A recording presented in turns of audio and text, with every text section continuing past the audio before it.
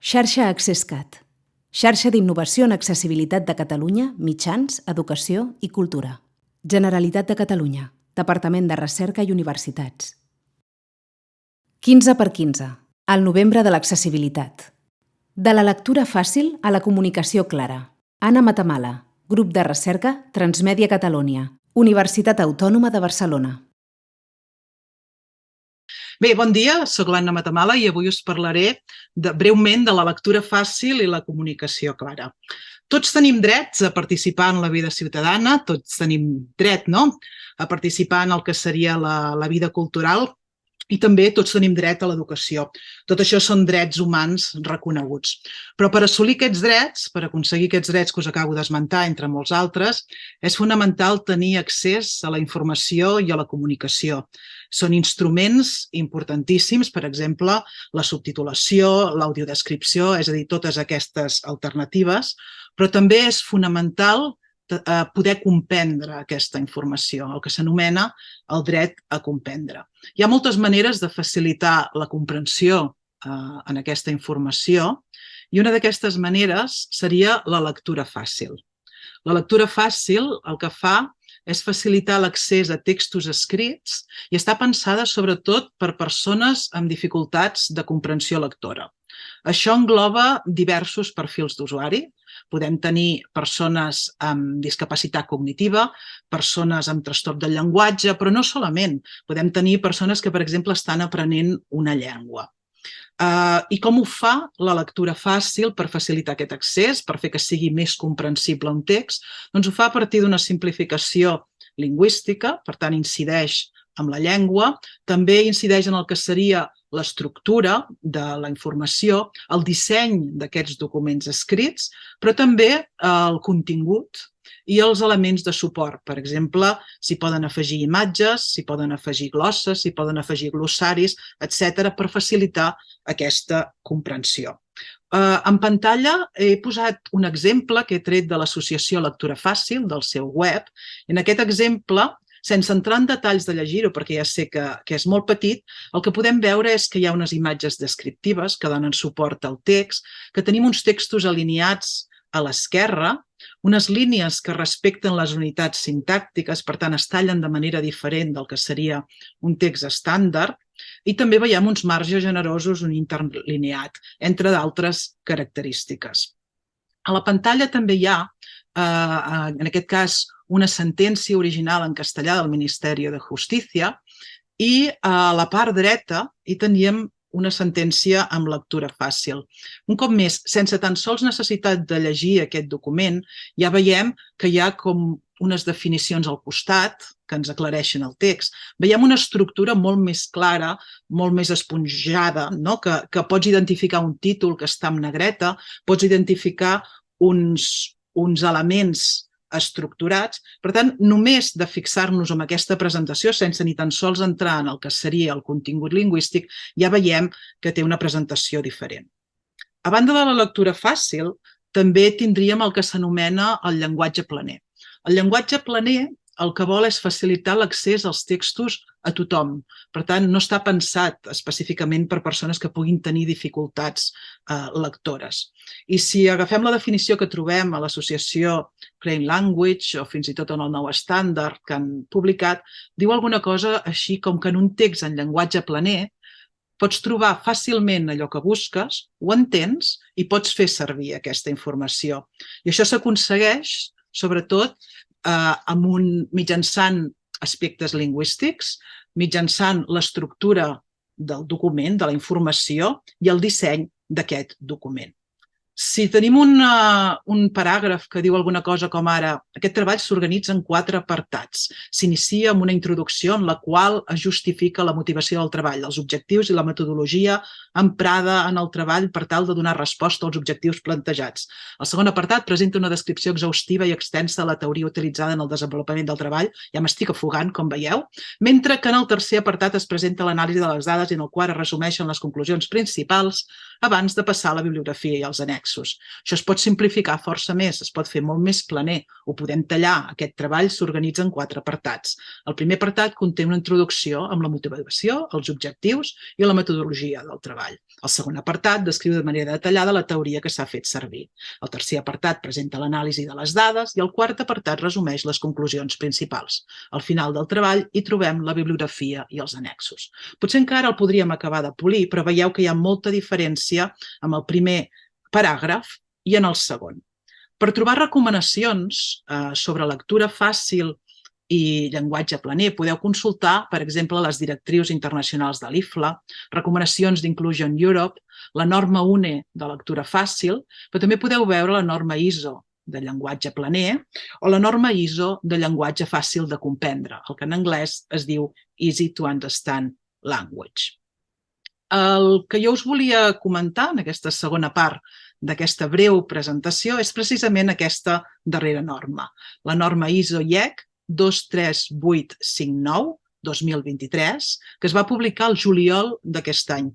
És una norma que en anglès, com llegeixo de la pantalla, és Information Technology, User Interfaces, Requirements on Making Written Text Easy to Read and Understand, requisits per fer els textos escrits fàcils de llegir i de comprendre.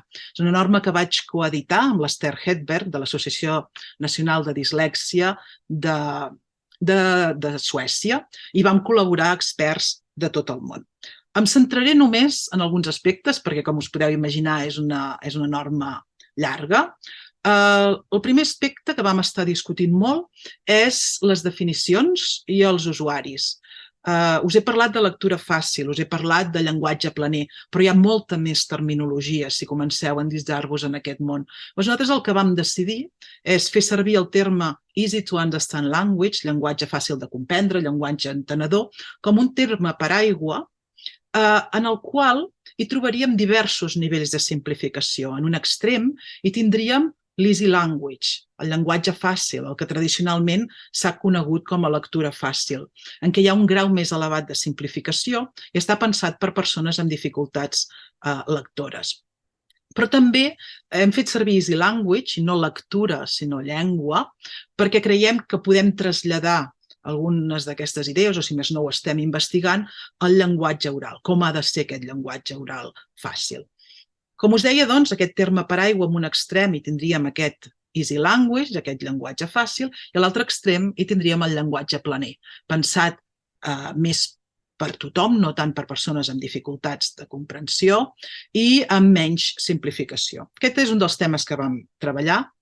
El segon tema que vam treballar és quins elements incloíem a la norma a l'hora de donar recomanacions. I finalment vam incloure aspectes lingüístics, com us he dit, és important, però també aspectes de presentació que englobaven tant qüestions de disseny com qüestions d'estructura, per exemple. Però també vam tenir un apartat en el qual parlàvem d'alternatives en format àudio i posàvem molt d'èmfasi en la necessitat de fer continguts multimodals, per tal que els usuaris puguin triar de quina manera volen accedir a la informació. Un tercer aspecte que us voldria comentar és que la norma se centra en 3 grans processos a l'entorn d'aquest llenguatge entenedor, d'aquest llenguatge fàcil de comprendre. D'una banda, descriu com haurien de ser els processos de creació, és a dir, es poden crear textos amb un llenguatge planer, es poden crear textos amb una lectura fàcil, amb un llenguatge fàcil, però també podem adaptar textos o traduir aquests textos, és a dir, d'un text estàndard podem fer-ne una versió adaptada en el que tradicionalment s'ha conegut com a lectura fàcil. Per tant, aquesta norma parlava de la creació, també parlava de l'adaptació i finalment parlava d'un tema molt important que és l'avaluació. I dins de l'avaluació distingia entre el que podria ser una avaluació més tècnica del que seria una avaluació humana, el que en lectura fàcil s'ha conegut com a validació. En 10 minuts no ens dona temps de presentar-vos totes les recomanacions que hi ha, però aquí algunes de les recomanacions que es recullen en aquesta norma és la necessitat de fer servir un vocabulari adequat per al lector, evitar abreviatures, tret que siguin conegudes per aquests lectors, intentar evitar frases innecessàriament llargues i procurar que segueixin un ordre natural, subjecte, verb i objecte. Evitar, si és possible, les passives i estructurar el text adequadament. Això són només pinzellades, per fer servir la mateixa paraula que fem servir en aquestes formacions, d'algunes de les recomanacions que hi ha en aquesta norma ISO. Si voleu saber més coses del llenguatge planer, de la lectura fàcil, d'aquest terme que fem servir en anglès, easy to understand language, el llenguatge fàcil de comprendre o entenedor, jo us convido a visitar la web d'un projecte que vam fer el grup de recerca Transmèdia, que és el projecte EASIT. I en aquesta plataforma que trobareu a la web transmediacatalonia.uab.cat/EASIT, EASIT, en aquesta web hi trobareu moltíssims recursos didàctics que podeu fer servir per formar-vos autònomament sobre aquests conceptes, també l'aplicació en el món audiovisual de la lectura fàcil, i teniu aquests continguts en anglès i força d'aquests continguts ja comencen a tenir subtitulació també en català. Com us dic, ho podeu fer servir de manera autònoma o també ho podeu integrar, si hi hagués en aquesta xerrada algun professor, a les vostres sessions. Amb això concloc aquesta presentació, que com sabeu forma part de les activitats de la xarxa AccessCat i té el suport del Departament de Recerca i Universitats de la Generalitat de Catalunya, i estic a la vostra disposició per respondre preguntes, ja sigui ara o quan convingui. Moltes gràcies. Finançament. Xarxa AccessCat. Les càpsules formatives 15x15 al novembre de l'accessibilitat formen part de les activitats de la xarxa AccessCat i tenen el suport del Departament de Recerca i Universitats de la Generalitat de Catalunya. 2021 XARDI 00007.